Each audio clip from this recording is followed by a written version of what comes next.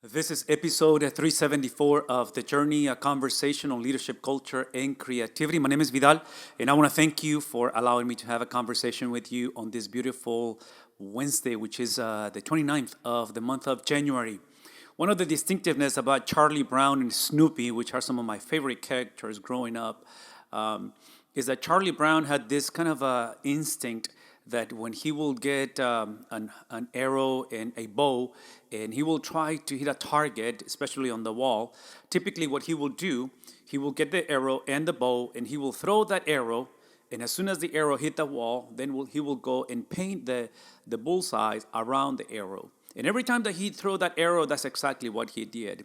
Well, the reality is that many of us, that's exactly how we're doing life, specifically when it comes to decision making, specifically when it comes to worldviews. But today, what I want to talk about is for churches when we bring in leadership, when we select leadership, when we appoint leadership. And I also want to kind of interact the conversation today with also the world of dating, the world of marriage. Multiple reasons, because churches are made of families, and families are the result of relationships, and relationships are unavoidable. The way we select someone in a dating mode for the dating experience, the way we select someone eventually for marriage. And if we continue this pattern, whether it's organizationally, personally, financially, emotionally, where we simply throw that arrow and then whatever that hits, then we kind of draw the bullseye around it. No wonder we are in a very difficult scenario and very difficult situation. Now, this is the year of election. We talked about this in the past. And we want to make sure that even as a nation, we do not follow that pattern. It is destructive. It does not work. And more than anything else, I don't believe it honors God. Because the uniqueness about God, the uniqueness about the Bible, the uniqueness about Christianity, whether it's the church, whether it's the family, whether it's a personal level, again, emotions, finances, relationships, is that in every single thing, when you read the book of Colossians, for instance, you're going to find out that Jesus feels and fulfills every single thing. Everything is connected and united through him. The book of Ephesians also teaches that. So the point that I'm trying to make simply is that for us, when it comes to God's will, when it comes to decision making, when it comes to worldviews, when it comes to the way we filter, choices, it has to be through the character of Jesus. So Jesus becomes not only that bullseye that is already being drawn and given to us, but specifically, he's the one that actually throws the arrow also. He's the one that directs our thoughts and our decisions and things, that had to do with the impact on how we do life. Now, I want to make sure, because this is a conversation that we had in the past, and as you see on the screen, I want to I want to talk about the qualifications of those who actually are chosen, are appointed to lead. And as important as we have qualified leadership, qualified individuals, and again, I'm thinking as a father of three, when my kids and as my kids make choices and decisions, whether it's on dating, whether it's eventually in marriage, careers, finances, all these important areas, it is extremely important that they find the qualified people, qualified individuals. Again, for whatever role, whatever decision is made, themselves, they also need to be qualified. But more than that, I want to make sure that not only they find a qualified individual through the lenses of the Bible, or a church, when they find a pastor, when they find or select a deacon, or any type of leadership in the life of the church, I want to make sure that also, and this is the conversation today, I want to make sure that we speak from the decision making, not necessarily from the qualified individual, but from the person who actually decides. Because here's the dilemma that we typically find. A lot of times the issue is not when either a church or a family, a relationship, people find themselves with unqualified people, or eventually with people that disqualify themselves. Those things happen, unfortunately. That's reality. We're in a broken world. We're broken individuals. And the same people that can potentially qualify to do or to exercise or to do some of the things that I'm putting on the screen, to govern, to shepherd, to teach, those things are extremely important. Those are the same individuals that we can potentially disqualify ourselves. And I'm going to say this again. The issue is not when that happens. The issue is when that happens and no one says anything about. The issue is when you have a relationship, in a dating relationship, a marriage relationship, and the individual disqualifies himself or herself, and yet we tolerate toxic, detrimental, unbiblical, ungodly relationship that does not honor Jesus Christ. That's to me the issue. So again, many times people will come to me and speak of their issues and speak of their scenarios and speak of their, condition. And it's sad. It's a church that is going through craziness and brokenness. It's a marriage that is falling apart. And my thought, my reaction many times, and I know this sounds a little harsh and sometimes even judgmental, but my thing is, if some of these abusive, scenarios happen, if some of these unbiblical things are happening, more than likely it's because someone is allowing it. And I'm taking nothing away from those who are bullying or abusing or taking advantage of people or churches or even again in society.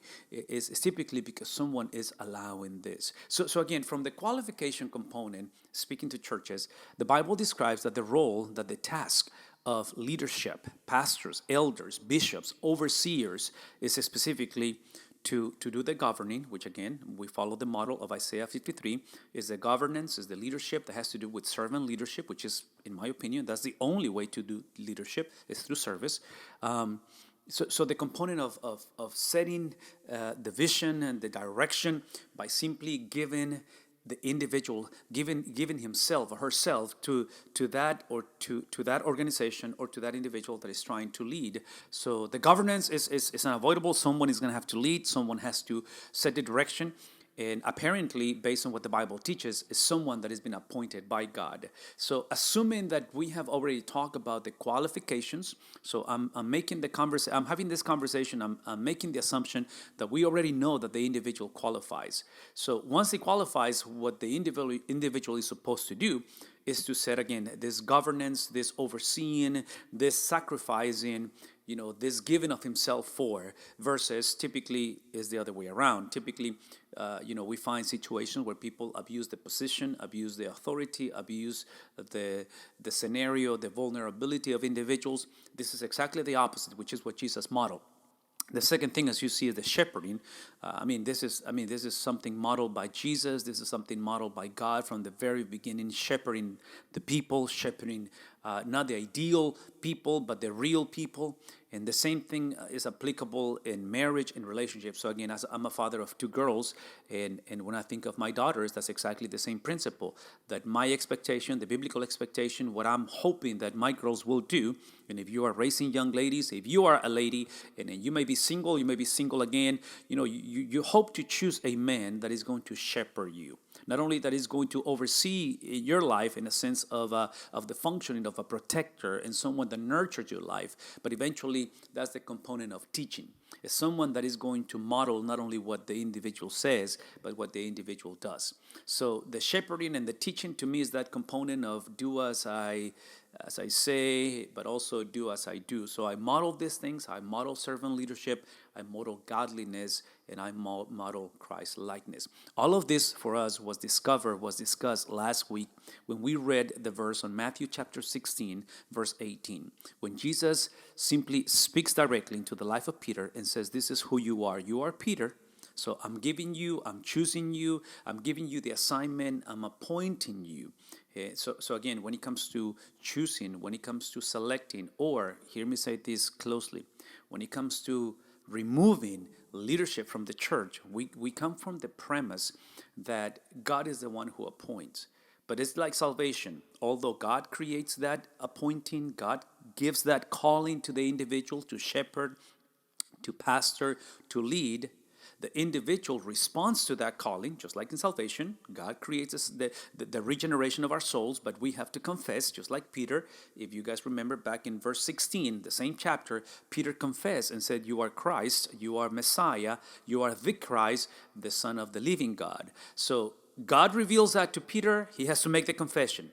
God appoints, God calls, God chooses people to lead his church, but the individual has to respond. So I'm going to say this one more time. The divine component is not negotiable. What can potentially be negotiated is the way that the individual responds. And when that response is questionable, is compromised, or is neglected, that's where I believe the individual disqualifies himself or herself from leading. The same principle applies into the marriage component. God is the creator of marriage. God creates a component of relating to one another, whether it's in the context of dating or marriage, but the individual must respond to that. So I'm speaking from the component, once again, of us knowing what the boundaries in this conversation is, because here's where the trouble begins, or here's where the trouble comes into place. And in this case, Jesus is saying, you are Peter, so I'm calling you, I'm appointing you, and here is the reason why I'm calling you. I'm calling you to build my church. And the building of my church is something that I'm going to do through you. The building of my church is something that I'm doing through the leadership of the church and through the equipping, going to Ephesians chapter 4, equipping the saints for the work of the ministry.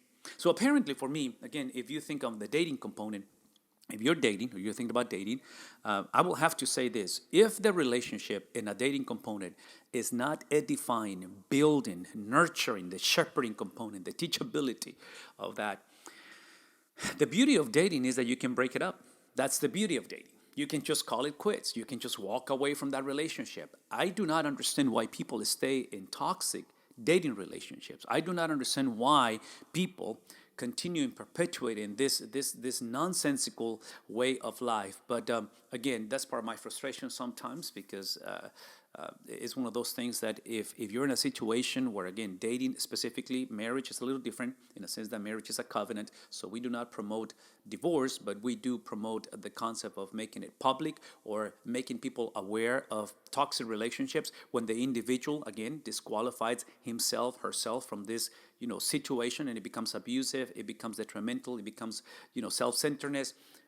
All that I'm trying to tell you is that when Jesus says, I will build my church, it's obviously that he's going to do it through the leadership, through the church, through one another. And then eventually, gives you this beautiful promise that when you do this, when you follow the rule, the calling, when you respond to the calling, and you are a steward of the calling, and you understand that the calling from Jesus that says, I'm Peter, I'm calling you, I'm selecting you, I'm choosing you, is for the purpose to build what belongs to me. That's kind of the overarching purpose of this. Then here's the promise. The win is that Hades, hell, will not overcome it.